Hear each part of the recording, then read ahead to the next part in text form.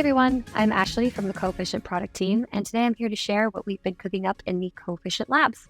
In the most recent weeks, we've been expanding upon our writeback features for Hubspot, Salesforce, and SQL connectors, so let's check them out together.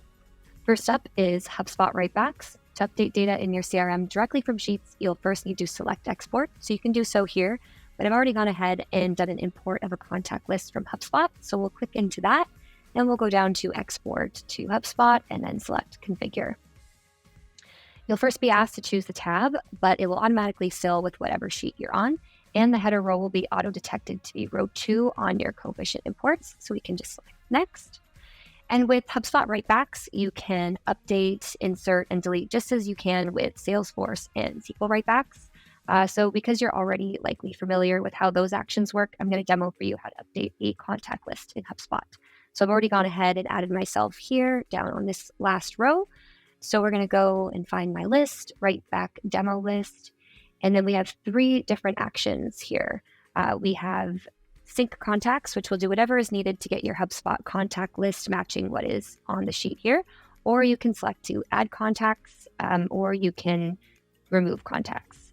Just because I don't have any other changes here in the sheet beyond just adding a contact, we're just going to select to do that one. We'll hit Next.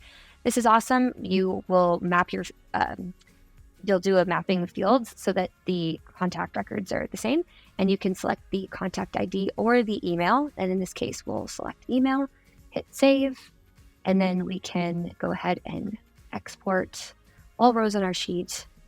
It's going to do a check, and then it will add 21 rows. So that was successful. And as you see here, the result is okay. And I am now part of this contact list in HubSpot. Next up, we've added writeback previews to provide some peace of mind when pushing updates from Sheets back to your system. And we've started with Salesforce. So I'll show you how that works here on a Salesforce export example. I've already gone ahead and imported a contact list with a column for contact description, and I've added a little note here, admin for domain here on this row. So since I already have the import open, I'm just going to scroll down to Export to Salesforce, select Configure, and then as you saw in the last example, it's going to auto-detect which tab you're on, and since it's a Coefficient import, it's also going to auto-detect which is your header row. So we'll select Next. We're going to be updating the contact object, and do note that the action needs to be update in order to be able to see these writeback previews. So we'll select Next. All of our fields are correctly mapped, so we can select Save, and then we can go down to Export. We'll do all rows on the sheet and then select Next.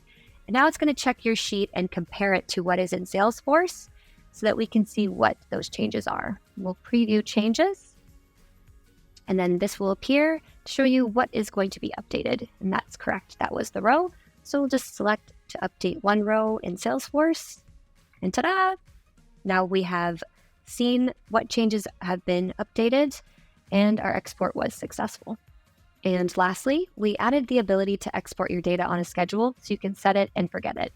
You'll just have to have ran your configured export at least once, and then you can set up your export schedule. So since I'm on the export settings here, I'll scroll down to Export Schedule, select Edit, then we'll just toggle that on. You have a couple of different options for cadence, but we'll just leave this one as daily at 9 a.m.